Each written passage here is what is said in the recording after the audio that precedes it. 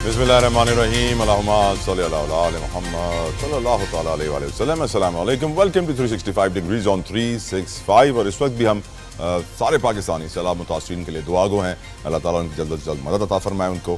یقیناً ہم یہ بھی جانتے ہیں کہ دنیا میں ایک اور ایسے مسلمان ہیں, ایک اور ایسا خطہ ہے جہاں پر مسلمانوں پر بڑی مشکلات ہیں. وہ فلسطین کے مسلمان ہیں اور ان کے اوپر نیا ظلم ڈھایا جا رہا ہے. جو بچی کچی بلڈنگز تھیں ان کو اس وقت اسرائیل ٹارگٹ کر رہا ہے, جہاں پہ لوگ شیلٹر لیے ہوئے تھے, جہاں بجلی نہیں تھی, جہاں پہ کوئی بنیادی ضروریات پانی وغیرہ کچھ نہیں آتا تھا, وہاں پہ وہ شیلٹر لیے ہوئے تھے اپنی بلڈنگز میں. ایک ایک کر کے ان بلڈنگز کو بھی نشانہ بنایا جا رہا ہے تاکہ کوئی بھی غزہ میں رہ نہ پائے. اور ہم یہ جانتے ہیں کہ دوحہ پر اسرائیلی حملے کے بعد عرب اسلامی سربراہی ہنگامی اجلاس قطر میں ہوا, جس کے اندر پاکستان سمیت دنیا کے مسلم امہ جمع ہوئی. انہوں نے سر جوڑے اور ایک اعلامیہ جاری کیا جس میں یقیناً کہا گیا کہ بڑی افسوس کا اظہار, مذمت کی گئی, عالمی امن کو تباہ کیا جا رہا ہے اسرائیل کی جانب سے, اس کے اوپر آواز اٹھائی گئی. لیکن at the same time what people were expecting, جو لوگ سمجھ رہے تھے کہ اب قطر پہ حملہ ہوا ہے تو یقیناً کچھ بڑا ایکشن ہوگا. قطر تو وہ ملک ہے جو ڈونلڈ ٹرمپ کو $400 ملین کا جہاز گفٹ کرتا ہے تو $1000 بلین کے ٹریڈ ایگریمنٹس کرتا ہے. لیکن ڈونلڈ ٹرمپ بیچ میں آئے. ڈونلڈ ٹرمپ نے کہا کہ میں یہ گارنٹی دیتا ہوں کہ اسرائیل اب دوبارہ قطر پہ حملہ نہیں کرے گا. لیکن آئی تھنک بات اب گارنٹی سے کافی اوپر چلی گئی ہے. We need to realize the situation has escalated to certain level جہاں سے اب واپس آنا ممکن نہیں ہے. یہ کوئی جنگ نہیں ہے, یہ نسل کشی ہے, جینوسائیڈ ہے. We need to stand by our Palestinian brothers and sisters. اور آج میں سمجھتا ہوں کہ ہمیں یہ سوچنا ہوگا کہ پاکستان کا کردار کیا ہے. کیا یہ اعلامیہ کافی ہے؟ کیا قطر کے اوپر حملے کے بعد ڈونلڈ ٹرمپ کی تسلیاں, گارنٹیاں, یقین دہانیاں از اٹ انف؟ کیا فلسطینی بھائیوں بہنوں کے لیے کچھ ہم کر سکتے ہیں؟ کیا یہ ملک جو مل کے بیٹھے تھے اور قطر کو محفوظ بنانے کے لیے ڈونلڈ ٹرمپ کی یقین دہانیاں تو لے آئے, فلسطین کو محفوظ بنانے کے لیے یقین دہانیاں کب لے کر آئیں گے؟ بہت بڑا سوال ہے جو آج پروگرام میں ہم اٹھائیں گے. اس کے علاوہ ہم یہ بھی جانتے ہیں کہ ملک میں کرپشن کے حوالے سے کنٹرول کرنے کے لیے اس کو اسلام آباد میں ایک مرکزی کسٹمز اسیسمنٹ سینٹر قائم کیا گیا. یہ بھی ہم جانتے ہیں کہ فیس لیس کسٹمز اسیسمنٹ سسٹم کے تحت 3 ماہ میں 100 ارب کی آمدن کا نقصان کا تخمینہ لگایا گیا ہے کہ اس سے کتنی کرپشن ہو رہی تھی. اور بہت آوازیں اٹھائی جا رہی ہیں پاکستان میں کہ ہم کرپشن کے خلاف ہیں, لیکن کرپشن کو ختم کرنے کے لیے کچھ ہو نہیں پا رہا ہے. اس کے اوپر بھی آج پروگرام میں بات کریں گے. ہم یہ بھی جانتے ہیں کہ وزیر اعلیٰ سندھ کا کچے میں ڈاکو کے خلاف آپریشن تیز کرنے کا حکم. یہ آپریشن سلو ہوا کب, کیوں, کیسے, کس سے کہنے پہ بہت بڑا سوال ہے. لیکن میری یہ رائے ہے, آپ اگری کریں ڈس اگری کریں, کرپشن ہو یا ڈاکو ہوں بات ایک ہی ہے. وہ بھی چوری کر رہے ہیں, یہ بھی چوری کر رہے ہیں. ایک وائٹ کالر کرائم ہے, ایک کچے کا کرائم ہے. اس کے اوپر ہم بات کریں گے. ایک آنریبل ہمارے جج تھے, ہم جانتے ہیں کہ ڈگری کو کافی وقت سے ڈسکس کیا جا رہا تھا, جسٹس طارق محمود جہانگیری صاحب, ان کو کام کرنے سے روک دیا گیا ہے. اس پر بھی آج پروگرام میں بات کریں گے. پی ٹی آئی کے حوالے سے آپ نے سنا علیمہ خان صاحبہ کی گفتگو کہ جس طرح ANP کو کرش کیا گیا تھا اسی طرح پی ٹی آئی کو بھی کرش کیا جائے گا. گفتگو کا آغاز کرتے ہیں. میرے ساتھ میرے معزز مہمان موجود ہیں. ویلکم کروں گا رضوان خان صاحب, پاکستان تحریک انصاف کراچی اسٹوڈیوز میں میرے ساتھ ہیں. تھینک یو رضوان صاحب فار یور پریشیس ٹائم. السلام علیکم. شاہدہ رحمانی صاحبہ فرام پاکستان پیپلز پارٹی. شاہدہ میڈم بہت شکریہ آپ کے وقت کے لیے. السلام علیکم. غوث محمد نیازی صاحب فرام PMLN. نیازی صاحب جزاک اللہ خیر, السلام علیکم آپ کے وقت کے لیے. شاہدہ صاحبہ میں آپ سے گفتگو کا آغاز کرنا چاہوں گا. میڈم, قطر پہ حملے کے بعد مسلم امہ جمع ہوئے, ہنگامی اجلاس, عرب سربراہی ہنگامی اجلاس. توقعات پاکستانیوں کی بہت زیادہ تھیں. ہم ایکسپیکٹ کر رہے تھے کہ وہ ریٹیلیشن ہوگی, قطر جوابی وار کرے گا. لیکن قطر کو امریکہ نے یقین دلایا کہ اب اسرائیل حملہ نہیں کرے گا, اور پھر قطر نے صرف مذمتی بیان جاری کیا اور مزید کوئی کارروائی ان کی جانب سے نظر نہیں آئے گی. آج بھی فلسطین میں حملے ہو رہے ہیں. غزہ کی پٹی میں جو لوگ تباہ شدہ کھڑکیوں دروازوں کے ساتھ ٹوٹے ہوئے بلڈنگز کے اندر چھپے بیٹھے ہوئے تھے, ان کو ٹارگٹ کیا جا رہا ہے. بند ہی نہیں ہو رہا غزہ پہ ظلم. کیا آپ سمجھتی ہیں کہ مسلمانوں نے حق ادا کر دیا مسلمان ہونے کا, یا پھر نام کی مسلمان ہیں؟ میڈم جی بہت شکریہ. دیکھیں اس وقت انتہائی میں سمجھتی ہوں کہ ایک تقریباً 1.5-2 سال سے اسرائیل نے جو کچھ غزہ میں کیا, غزہ کی تاریخ کو تبدیل کرنے کی کوشش کی, اسے تباہ کرنے کی کوشش کی ہے, اور کرنے میں کافی حد تک کامیاب ہے. آپ نے, اور بدقسمتی سے ہمیں یہ نظر نہیں آیا کہ مسلم امہ ایک ہو کر غزہ کے لیے ہم غزہ کے مسلمانوں کے ساتھ کھڑے ہوں. کس طریقے سے, جو کہ جنگ کے اصولوں کے خلاف بھی ہوتا ہے کہ معصوم بچے, خواتین, بزرگ سب کو صفحہ ہستی سے مٹا دیا گیا. اگر اسرائیل کو حماس سے کوئی مسئلہ تھا تو وہ حماس کے ساتھ بات کرتا, لیکن اس نے کسی دنیا میں کسی کی بات نہیں سنی. ساری مغربی دنیا ہو یا اسلامک کنٹریز ہوں, سب نے احتجاج کیے, احتجاج ریکارڈ کرایا, لیکن اسرائیل جو ہے ایک بدمست ہاتھی کی طرح امریکہ کی سپورٹ کے اوپر وہ غزہ میں, نہ صرف غزہ میں, آپ نے دیکھا یمن کے اندر بھی, ایران کے اوپر بھی, اور قطر میں بھی حالیہ جو ہوا ہے, انتہائی میں سمجھتی ہوں دنیا کے تقریباً وہ 5 سے 6 ممالک پر اس طرح کی جارحیت کا کر رہا ہے, اور اس کے حوصلے بلند ہو رہے ہیں. ضرورت اس امر کی ہے کہ تمام مسلم امہ ایک ہو. جس طرح بھی قطر کے پر حملے پہ ایک اجلاس بلایا گیا, میں سمجھتی ہوں کہ یہ اجلاس نہ صرف زیادہ شدت کے ساتھ ہو بلکہ عملی اقدامات کی ضرورت ہے, اور مسلم امہ مل کر جو ہے اسرائیل کو اس خطے میں جو اس نے یہاں پہ دہشت گردی بربریت کی مثال چنگیز خان کی جو ہم سنتے تھے پڑھتے تھے تاریخ میں, وہ چنگیز خان کا دور جو ہے وہ آج ہمیں غزہ میں نظر آ رہا ہے. ان معصوم بچوں کو جہاں خوراک لوگوں کو نہیں مل رہی, لوگ فاقے سے زندگی کی بازی ہار رہے ہیں. معصوم بچوں کی جب ویڈیوز آتی ہیں تو دل دہل جاتا ہے. لیکن بالکل آپ وجہ فرما رہے ہیں کہ یہ صرف اعلانات تک نہیں, عملی اقدامات کی ضرورت ہے. میرے سوال کا جواب نہیں ملا. میں نے سوال پوچھا تھا کیا مسلمانوں نے مسلمان ہونے کا حق ادا کیا یا ہم نام کے مسلمان ہیں؟ دیکھیں, میں سمجھتی ہوں کہ یہ ریاستوں کے جو حکمران ہیں ان کی ذمہ داری ہوتی ہے, اور مسلمانوں کو بھی آپ ریاست کے اگینسٹ تو نہیں جا سکتے. ریاست کا کام ہے, جو مسلم امہ ہے, مسلم ممالک کے سربراہان ہیں, جب وہ بیٹھتے ہیں تو وہ ریاست کی عوام کی مسلمانوں کی نمائندگی کر رہے ہوتے ہیں. مسلمانوں کے دل تو آج بھی میں سمجھتی ہوں غزہ کے لوگوں کے ساتھ دھڑک رہے ہیں. ہم ہر شخص جو ذرا سی بھی انسانیت رکھتا ہے وہ وہاں کے جو مظالم دیکھتا ہے تو وہ بلبلا اٹھتا ہے. لیکن ضرورت اس امر کی ہے کہ حکمران جو ہیں وہ ڈیسیجن لیں, حکمران ایسے فیصلے کریں جو عوام کی امیدوں کو عوام جو چاہتی ہے اسے کر سکیں. بالکل ٹھیک, بالکل ٹھیک. رضوان خانزادہ صاحب, اب آپ کی کیا رائے ہے, نام کی مسلمان ہے یا ہم نے حق ادا کیا ہے؟ بسم اللہ الرحمن الرحیم. ایاک نعبد و ایاک نستعین.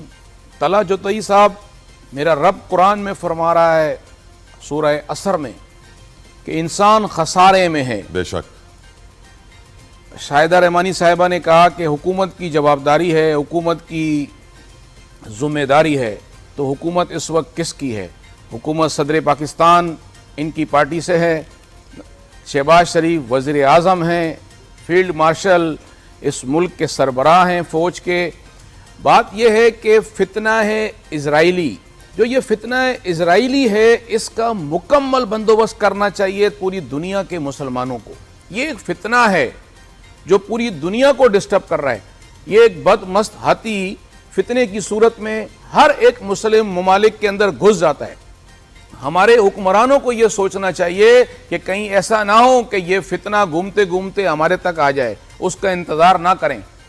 بے شک پوری دنیا کے مسلمانوں کو اسرائیل اور اسرائیل کے فتنے کا جواب دینا چاہیے. پاکستان تحریک انصاف فتنہ اسرائیلی کی شدید مذمت کرتی ہے, اور میں پھر کہتا ہوں کہ یہ حکومتی بیانات جو ہیں مذمت کے اجلاس کے, اس سے آگے عملی اقدامات کرنے چاہیے. ہمارے کو ہمیں روکنا چاہیے. یہ مذمت, امریکہ کی مذمت, فلاں کی مذمت, اس کی مذمت سے کام نہیں چلے گا. امریکہ ہی اسرائیل کا سرپرست اعلیٰ ہے. ہم سب مسلمان ملکوں کو اسرائیل کو اور امریکہ کو کھلے الفاظوں کے اندر بتانا چاہیے کہ اب بہت ہو گیا, اب ایسے کام نہیں چلے گا. یہ فتنہ اسرائیلی کو جڑ سے مٹانا ہوگا, جڑ سے مٹانا ہوگا. اور انفیکٹ میں آپ کو ویورز کو سنوانا بھی چاہوں گا کہ نیتن یاہو نے جو تازہ اپنے بیانات جاری کیے ہیں اس کے اندر کہا ہے کہ جتنے بھی دنیا میں لوگ اپنے ہاتھ میں فون لے کے گھوم رہے ہیں وہ اسرائیل کا ایک حصہ اپنے ساتھ لے کے گھوم رہے ہیں. یہ بھی کہا نیتن یاہو نے اوپنلی کہ ڈونلڈ ٹرمپ ان کا ساتھی ہے, اور امریکہ آج ان کا اتنا گہرا ساتھی بن چکا ہے کہ تاریخ میں کبھی تعلقات اتنے اسٹرانگ نہیں تھے جتنے آج ہیں. یہ سوال اب میں غوث محمد نیازی صاحب آپ کی طرف لے کے جاتا ہوں کہ کیا مسلمانوں نے مسلمان ہونے کا حق ادا کیا یا ہم نام کے مسلمان ہیں؟ جی بسم اللہ الرحمن الرحیم. دیکھیے جی, جب عراق پہ غزہ پر تو وہ پہلے بمباری شروع ہے. اب جب قطر پہ ہوا تو قطر سب سے پہلے پاکستانی وزیر اعظم جو ہے وہ قطر پہنچے, اور ان کو ہر قسم کی یقین دہانی کرائی، ہر قسم کی تعاون کی یقین دہانی کرائی. اور یہ مسلمانوں کا حق ہم نے ادا کیا ہے. اللہ تعالیٰ نے پاکستان کو اتنی ہمت دی ہے، قوت دی ہے کہ مسلمانی بھائیوں کے ساتھ کھڑا ہو جائے، اور ہم نے اس کا عملی ثبوت دیا. اب یہ عرب ممالک نے فیصلہ کرنا ہے کہ وہ کیا چاہتے ہیں، کہاں تک جانا چاہتے ہیں.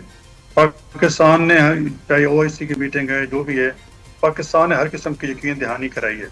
عرب ملک جو فیصلہ کریں گے، لڑنا چاہتے ہیں ہم ہر قسم کی امداد اس کو کریں گے، نہیں لڑنا چاہتے ان کی کہ یہ اس ملک میں رہے کہ کوئی آ کے حفاظت کرے گا.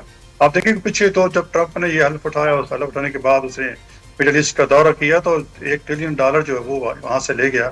اور عرب ہمارے بھائی اس بات پر خوش تھے کہ اب ہمیں ہماری جو ہے نا وہ مستقبل کی گارنٹی ہے، ہماری حفاظت کی گارنٹی ہے. لیکن وہی ٹرمپ جب امریکہ پہنچا اور پریس کانفرنس کیا تو وہاں نے کہا کہ یہ عرب عجیب چیزیں بڑے بڑے محلوں میں رہتے ہیں اور میرے شان شاہ نے استقبال نہیں کیا، اور ان کی میڈیا نے مجھے صحیح پروجیکشن نہیں کی جیسا ہونی چاہیے تھی. بعد میں انہوں نے سارے ممالک اکٹھے ہوئے، بڑے حیران ہوئے، پریشان ہوئے، قطر میں اکٹھے ہوئے، اور پھر قطر نے کچھ ہلکے سے مذمتی بیان انہوں بھی دیے. تو اس سے ان کی آنکھیں کھل جانی چاہیے تھی، اور انہیں سے اس وقت سے پلاننگ شروع کرنی چاہیے تھی. اب یہ قطر ہے، قطر کے بعد کوئی اور ملک ہوگا. ویسے تو بخار میں 54 اتنے ممالک اسلامی ممالک ہیں، سارے ہی وہ ان کی نظر پہ ہیں.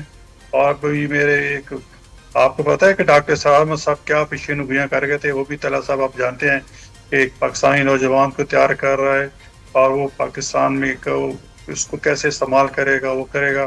وہ چیزیں پریکٹیکل ہم دیکھ رہے ہیں. اور ہم نے تو مسلمان بھائیوں کے ساتھ ہیں، ہم نے ان کو تعاون کا یقین دہان کرائی ہے. شہباز شریف صاحب کی تقریر اور اسحاق ڈار صاحب کی تقریر جو ہے وہ میرے خیال میں پوری اسلامی دنیا کو سپورٹ کا یقین دیا انہوں نے. آپ اس کی پوری دنیا میں تعریف بھی کی گئی ہے.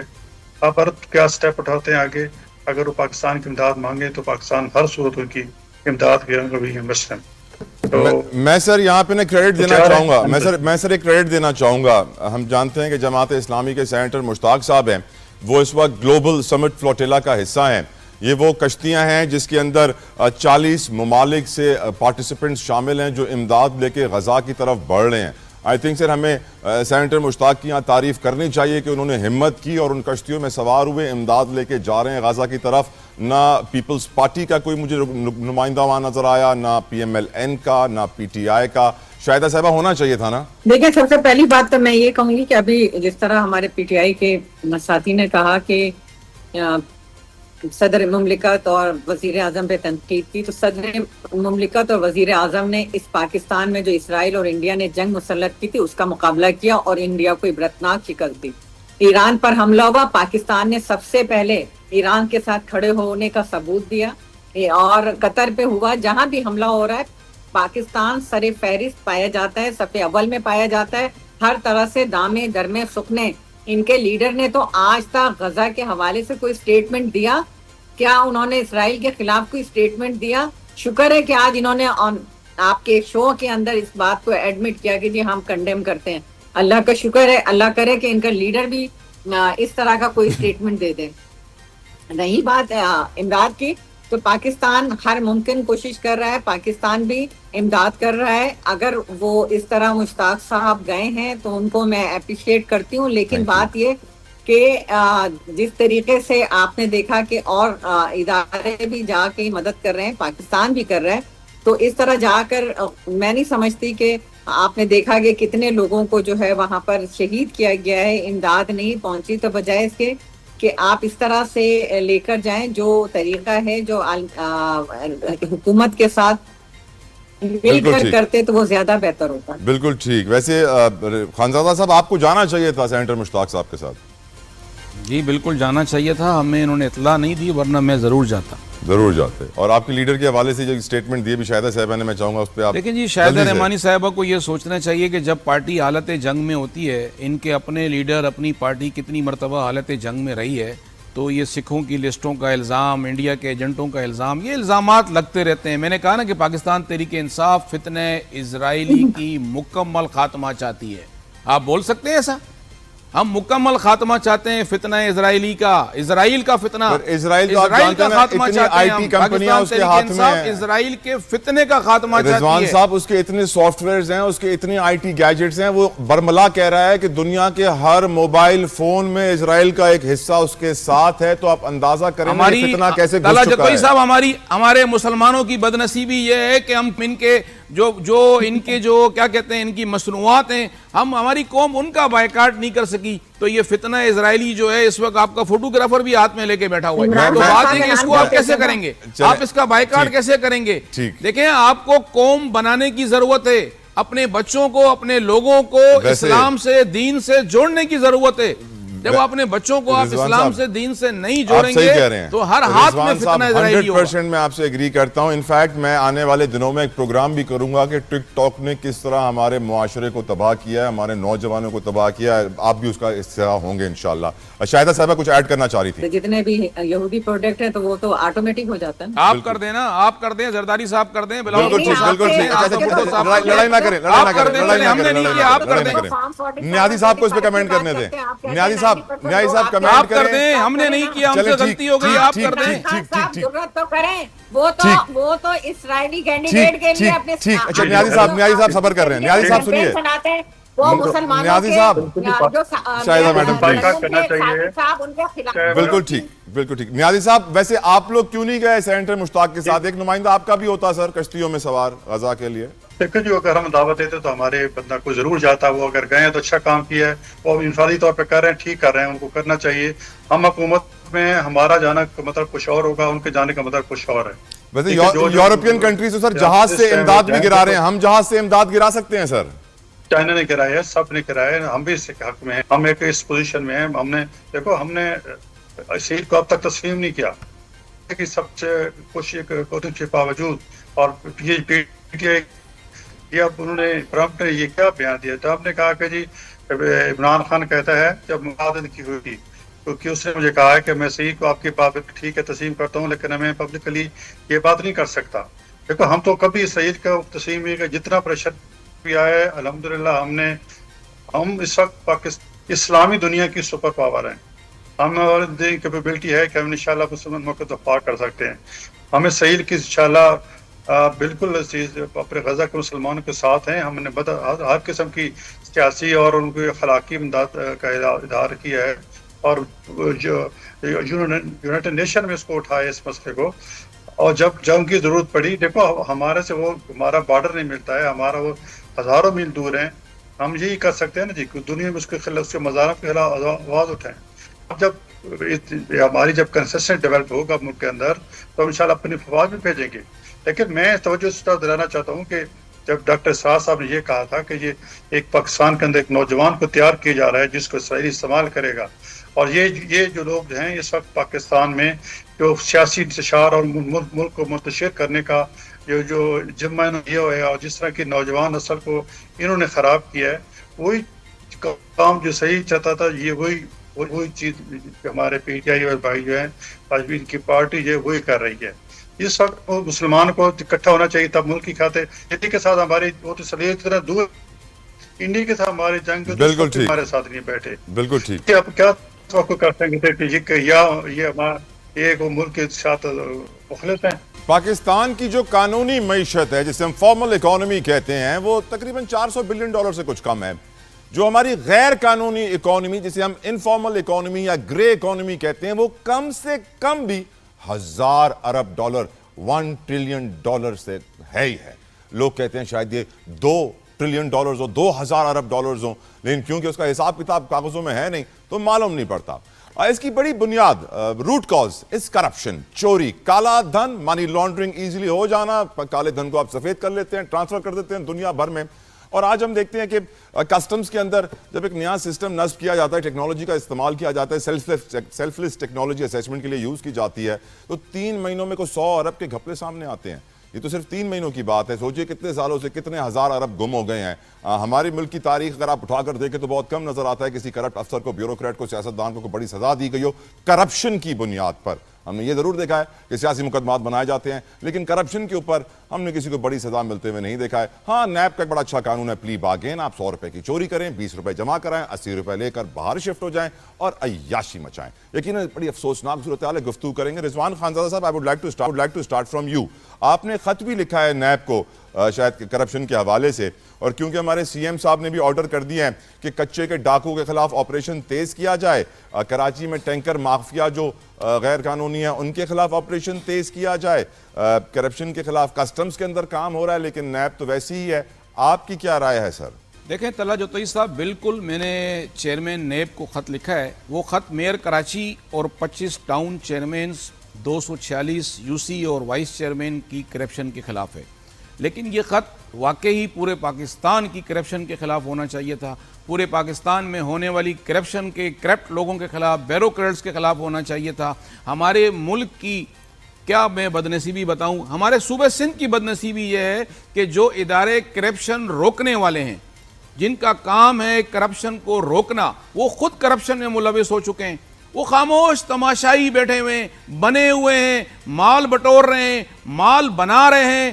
آپ نے حال دیکھا, حالیہ آپ کا 12 ارب روپے کا ہب کنال, آپ کا شارع بھٹو, کراچی کی سڑکیں, آپ یہاں سے لے جا کے پورے کشمور تک دیکھ لیں, آپ کی سڑکیں ٹوٹ پھوٹ کا شکار ہو گئی ہیں.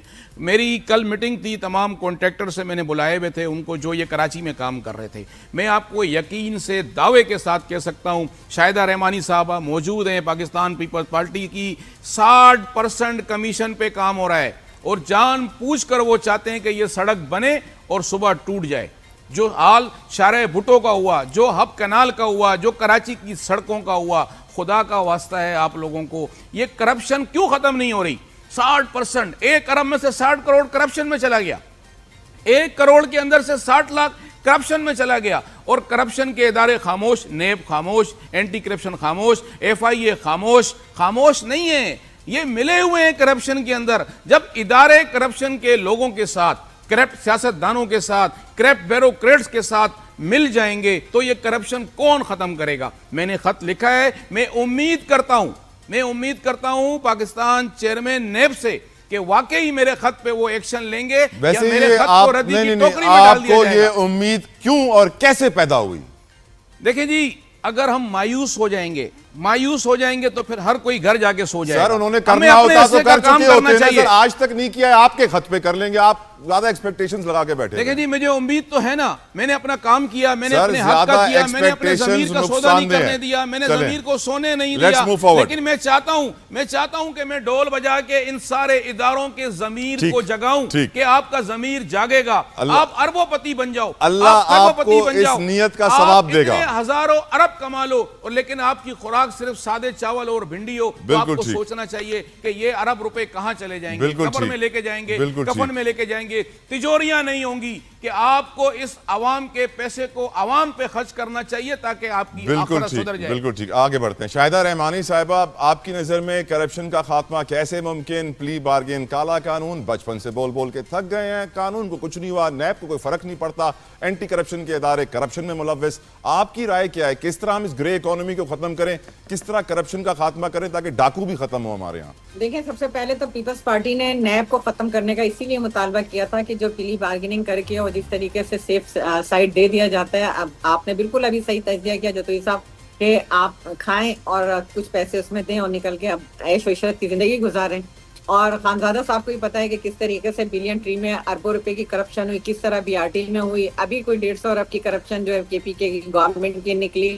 تو یہ ساری چیزیں میں نہیں کہہ رہی کہ پالیٹیشین کر رہے ہیں, آپ نے بھی بالکل صحیح تجزیہ کیا کہ پالیٹیشینز کو تو اسی پہ بند بھی کیا جاتا ہے, ان کو ہراس بھی کیا جاتا ہے, ان کو سزائیں بھی دی جاتی ہیں, ان کا پولیٹیکل کیریئر بھی تباہ برباد کیا جاتا ہے.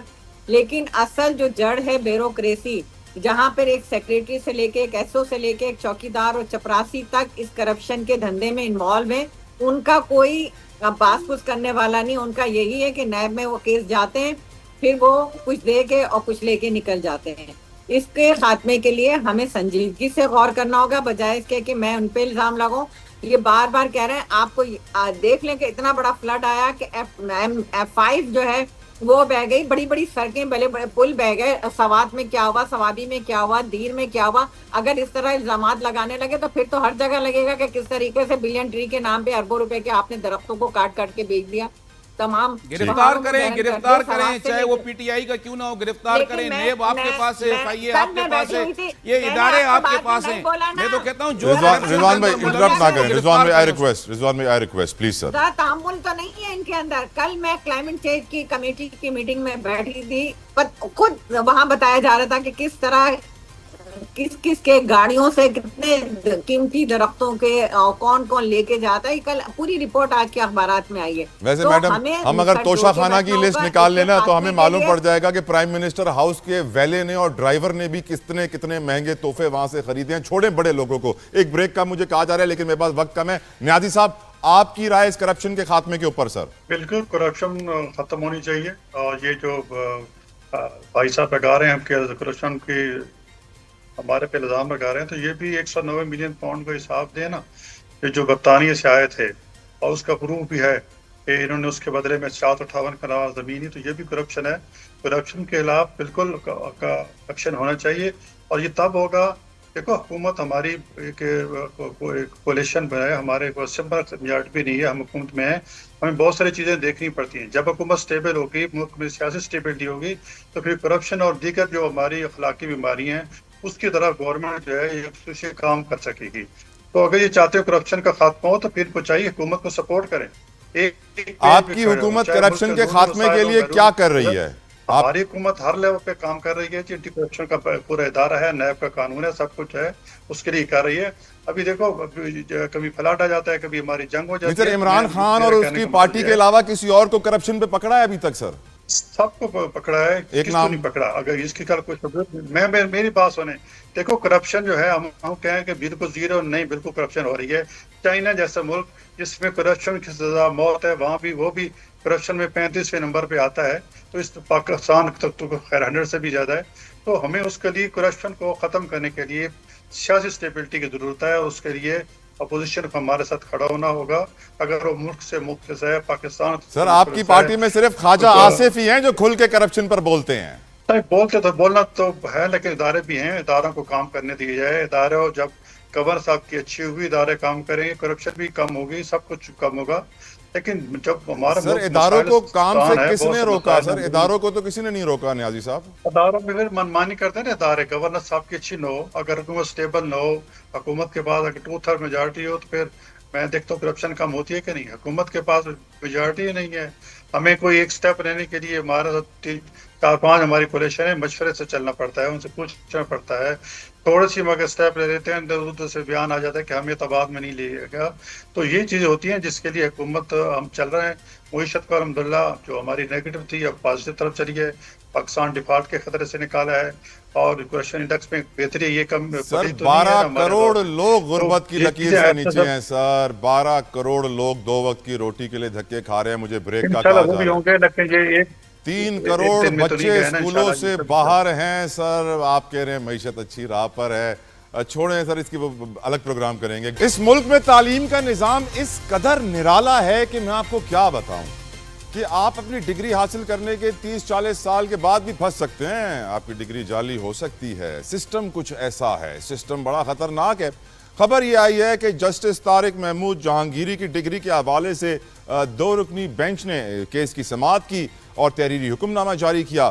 جسٹس طارق جہانگیری کو کام سے روک دیا گیا ہے. سپریم جوڈیشل کونسل کا فیصلہ آنے تک سماعت ملتوی کر دی گئی ہے. لیکن ہم جانتے ہیں, میں بس یہ سوچنے پر مجبور ہو جاتا ہوں کہ اگر کوئی شخص جعلی ڈگری لے کر کسی بڑے عہدے تک پہنچ جائے اور 40 سال کے بعد اداروں کو ہوش ہے کہ ڈگری چیک کریں, جی ڈگری تو جعلی نہیں ہے, یا پھر 40 سال کے بعد وہ جج کوئی ایسا کام کر دے کہ بولا جائے کہ ڈگری کے اوپر کوئی کویسچن مارک لگا کے پرابلمز کریٹ کر دیے جائیں. ہم جانتے ہیں کہ طارق محمود جہانگیری کے حوالے سے بہت ساری اور بھی باتیں کی جاتی ہیں. نون لیگ والے کہتے ہیں کہ ان کا جھکاؤ پی ٹی آئی کی طرف ہے, پی ٹی آئی والے کہتے ہیں وہ نیوٹرل ہیں. گفتگو کا آغاز کرتے ہیں. خانزادہ صاحب 38 سالہ پرانا اگر میں کسی بڑے آدمی سے اس کا منی ٹریل مانگوں تو بڑا مشکل ہو جاتا ہے, لیکن 38 سالہ پرانی ڈگری کو جعلی قرار دینا یہاں پہ کافی آسان نظر آ رہا ہے. آپ کی رائے اس کے اوپر؟ طلحہ جتوئی صاحب, اس ملک میں اتنے مضبوط ادارے ہیں انہوں نے یہ ثابت کر دیا کہ ریٹائرمنٹ کے بعد بھی یہ کیا جہانگیری صاحب ریٹائر ہو جاتے تو اس کے بعد بھی اگر وہ چاہتے تو ڈگری اس کی جعلی ثابت کر دیتے. بات یہ ہے کہ جو بات مانے گا وہ چلتا رہے گا, جو نہیں مانے گا اس کی ڈگری بھی جعلی ثابت ہوگی, وہ جیل بھی جائے گا, وہ بند بھی ہوگا, گرفتار بھی ہوگا, اس کے اثاثے بھی سیل ہوں گے, اس کی فیملی کے ٹیلی فون بھی ٹریپ ہوں گے, ان کی ویڈیوز بھی بنیں گی. یہ سارے 78 سال سے یہ ڈرامے پاکستان میں ہوتے جا رہے ہیں اور ہوتے رہیں گے.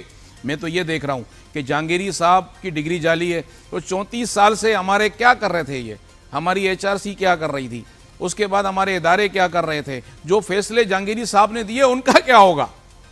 جو 34 سال میں جہانگیری صاحب فیصلے دیتے آئے اب ان فیصلوں کا کیا ہوگا. کتنے لوگوں کو انہوں نے سزائیں دے دی ہوں گی. پھر ایک جعلی ڈگری والا جج 34 سال سے ہمارے اس معاشرے کے اندر انصاف کرتا جا رہا ہے, فیصلے دیتا جا رہا ہے, لوگوں کے پاس جاتا جا رہا ہے, لوگوں کو سنتا جا رہا ہے. 34 سال تو اس کی نااہلی کس پہ ثابت ہوتی ہے. اگر واقعی پھر کہہ رہا ہوں, اگر واقعی جہانگیری صاحب کی ڈگری جعلی ہے تو اس کا ذمہ دار کون ہے؟ اس کو سزا ملنی چاہیے ایٹ لیسٹ. شاہدہ رحمانی صاحبہ, آپ کی رائے میڈم؟ دیکھیں بالکل میں تو سمجھتی ہوں کہ جس نے ڈگری دی تھی اور جس نے لی تھی دونوں ہی اس کے ذمہ دار ہیں کہ اگر آپ جعلی ڈگری لے کے اتنے اہم پوسٹ پر چلے گئے, اور ہر ادارے کے اندر یہی دیکھا جا رہا ہے کہ حتیٰ کہ آپ دیکھیں کہ پارلیمنٹیرین کے لیے بھی جب ڈگری کی شرط آئی تو وہاں بھی بہت سی ڈگریاں جعلی نکلی. یہ جالی ڈگریاں بنتی کہاں ہیں, کیسے بنتی ہیں؟ ہمارے یہاں تو پائلٹس کی بھی کہا گیا تھا کہ ڈگریاں جعلی ہیں. ان کو بھی سزا دینی چاہیے جو ان تمام مجرمانہ غفلتوں میں, جو مجرمانہ عمل میں ملوث ہیں, ان سب کے خلاف بھی کارروائی ہونی چاہیے کہ ایک شخص جعلی ڈگری پہ یہاں تک کیسے پہنچا, کون ذمہ دار ہے, ان کے خلاف بھی جو ہے ان کا بھی مواخذہ ہونا چاہیے. کیونکہ آپ جب بھی دیکھیں, جس کو دیکھیں وہ جعلی ڈگری لے کے چلا آتا ہے. اور ہر ادارے میں دیکھتی ہوں, ایجوکیشن ہو یا کسی بھی پبلک سروس میں ہو یا پارلیمنٹ میں ہو, ہر جگہ جہاں پہ ڈگری کی ریکوائرمنٹ ہوتی ہے وہاں بہت سی ڈگریاں جو ہیں جب انکوائر کی جائے تو جعلی ہوتی ہیں. تو جعلی ڈگری کون بنا رہا ہے, کون ان کو اپروو کرتا ہے, جب ملازمتیں ان کو دی جاتی ہیں تو اس کی اسکروٹنی کیوں نہیں ہوتی, اس وقت HEC کیا کر رہا ہوتا ہے. ویسے تو آپ دیکھیں کہ ایک اسٹوڈنٹس کے لیے اس کی اتنی اسکروٹنی ہوتی ہے کہ جب وہ اپنا MPhil میں ایڈمیشن لے یا ماسٹر میں ایڈمیشن لے تو اس کو پورا اسکروٹنائز کرایا جاتا ہے. HEC جو ہے اس کو ویریفائی کرتی ہے, سارے ڈاکومنٹس کی جانچ پڑتال ہوتی ہے. تو پھر یہ اتنے بڑے پوسٹ پہ کیسے لے جاتے ہیں, یہ بھی ایک سوالیہ نشان ہے. میں آپ کی پارٹی کے قادر خان صاحب کو یہاں کوٹ کرنا چاہوں گا. مندو قادر خان, مندو خیل صاحب ہمیشہ یہ کہتے ہیں کہ جج بننا مشکل نہیں ہے, بس ایک بڑی پرچی چاہیے ہوتی ہے. آپ جلدی سے کہیے رضوان صاحب. جتوئی صاحب, میں تو آپ کے پروگرام کے توسط سے مطالبہ کرتا ہوں کہ اس وقت جوڈیشنل مجسٹریٹ سے لے کے سپریم کورٹ تک جتنے بھی جج بیٹھے ہوئے ان سب کی ڈگریوں کی ویریفیکیشن ہونی چاہیے. آپ PTI سے ہیں, آپ کے مطالبات مشکل مانے جائیں. نیازی صاحب, آپ یہ مطالبہ کرتے تو شاید مان لیں گے. دیکھیں, یہ بڑی افسوسناک بات ہے کہ 34 سال کے بعد جو ہے وہ پتہ چلے کہ ڈگری جعلی ہے. ظاہر ہے جب وہ جج بنے ہوں گے تو یونیورسٹی کی ڈگری چیک ہوئی ہوگی, ویریفائی ہوئی ہوگی, تو سپریم جوڈیشل کونسل کی ذمہ داری تھی کہ اس نے کیسے جج بنایا. تو یہ بڑی ایک افسوسناک بات ہے کہ 34 سال کے بعد جو ہے 34 سال کے بعد ایک پتہ چلے کہ جج نے بھی کی ہے. حالانکہ یہ بڑا نیازی صاحب مطالبہ کر دیں, پاکستان میں لوور کورٹ سے لے کر سب سے اونچی والی کورٹ تک سارے ججوں کی ڈگریاں چیک کرائی جائیں. بالکل چیک کرائی جائیں, سب کچھ جتنے عہدوں پہ ہیں, جن کی بڑے عہدوں پہ ہیں, سب کی ڈگری چیک ہونی چاہیے. اور رائٹ ہے ہر پاکستانی کا کہ پاکستان پہ جو ہے اب جیسے کہا جا رہا ہے کہ 34 سال جس نے فیصلے کی اس کی کیا قانونی حیثیت ہوگی. تو یہ بہت بڑا سوال ایک اٹھتا ہے کہ اس کو بالکل ڈگری چیک ہونا چاہیے. اور ایک دفعہ یہ مہم شروع ہوئی تھی ڈگری چیک کرنے والی, اور پتہ نہیں کتنے جو وکلاء حضرات تھے ان کی پتہ نہیں کہ سینکڑوں کی تعداد میں ڈگری جو وہ جعلی نکلی تھی. اور وہ ایسے وکلاء بھی تھے جن کو مطلب ہے جن کی کروڑوں میں فیسیں تھیں, ان کی ڈگری جعلی نکلی. تو یہ اسٹیپ, یہ جو پروسیس ہے وہ چلتے رہنا چاہیے. بیچ میں یہ ایک جو ہے نا سیاست آ جاتی ہے اور یہ پروسیس رک جاتا ہے. تو کرپشن کے یا جو بھی ہو, یہ ڈگری ویریفائی کا عمل جو ہے 84 سے لے کے وزیر اعظم پاکستان, صدر پاکستان تک سب کی ڈگریاں چیک ہونی چاہیے. اور یہ پاکستان پہ رحم کرنا چاہیے ان کو, اور پاکستان کی جو ہے اس کے جو ہے اس قسم کے کلچر کو, بلکہ ان کو سزا دینی چاہیے جو ڈگری جعلی لے کے آیا. سر یہاں اربوں روپے چوری کرنے والے کو سزا نہیں مل رہی ہے, آپ کہہ رہے ہیں جعلی ڈگری والے کو سزا دینی چاہیے.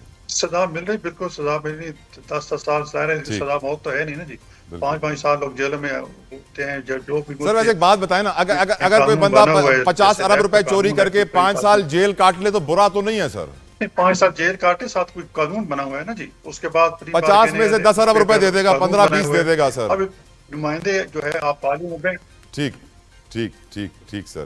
دیکھو یہ قانون پاکستان میں قانون کے تحت چلتا ہے، تو اب جہاں پہ آپ اسمبلی سے بھی آپ منتخب نمائندے جاتے ہیں، انہوں نے قانون بنانا ہے، وقت کے ساتھ اس قانون میں ترمیم بھی کی جاتی ہے، تو ہم قانون بنا سکتے ہیں بالکل ٹھیک، کہ اگر اس پہ 50 ارب کرپشن ہے کہ اس کو سزا میں تو موت ہونی چاہیے، بالکل اگر چاہیے ہو سکتا ہے یہاں بھی ہونے چاہیے۔ بالکل ٹھیک۔ تو میرے خیال میں اس بہت بڑا یہ جج صاحب کی جو ڈگری جاری نکلی ہے، مجھے بڑا دکھ ہوا ہے، اور اس کے لیے بس باقاعدہ مجھے خوف ہے سر، جسٹس دوسرے بھی بہت سارے ججز ہیں جن کی ڈگریاں خطرے میں پڑ گئی ہیں، کلی کے خلاف وہ ایکشن لے، کیونکہ وہ کہتے ہیں کہ ہمارا اپنا احتساب کا نظام ہے، اگر وہ ان کا اپنا احتساب کا نظام ہے تو پھر اس کی ڈگری جب جاری نکلی ہے تو اس کے خلاف کارروائی کریں، اس کی اس کو ڈسمس کریں، اور جو بھی اس کی سزا بنتی ہے ان کے رول کے مطابق اس سزا ملنی چاہیے، بالکل ٹھیک۔ تاکہ آئندہ کے لیے جو ہے وہ تھینک یو، آپ کو یاد ہوگا کہ اس سے پہلے بھی ایک جج صاحب اسی بیس پر ججمنٹ دی تھی۔ بالکل ٹھیک، تھینک یو غوث محمد نیازی صاحب، تھینک یو رضوان خان زادہ صاحب، تھینک یو شاہدہ رحمانی صاحبانہ کا بہت مشکور ہوں، اور آخر میں ریپیٹ کروں گا جو میرے مہمانوں نے بھی کہا، پی ایم ایل این کے لیڈر نے بھی کہا، کہ سارے ججوں کی لوور کورٹس میں جتنے magistrate, session court, high court, supreme court, سب کی ڈگریاں ایک بار چیک کرا لیں، ایک بار چیک کرا لیں، اور شاید جتنے بھی گورنمنٹ آفس بیررز ہیں ان کے لیے بھی ایک مہم چلنی چاہیے اس والی خبر کے بعد، تاکہ معلوم پڑ جائے کون کتنے پانی میں ہے، جعلی ڈگریاں پکڑی جائیں، قوم کے خزانے جو لوٹ رہے ہیں ان کو سزائیں دی جائیں۔ اپنا خیال رکھیے گا، I'll see you soon. Until then, اللہ حافظ۔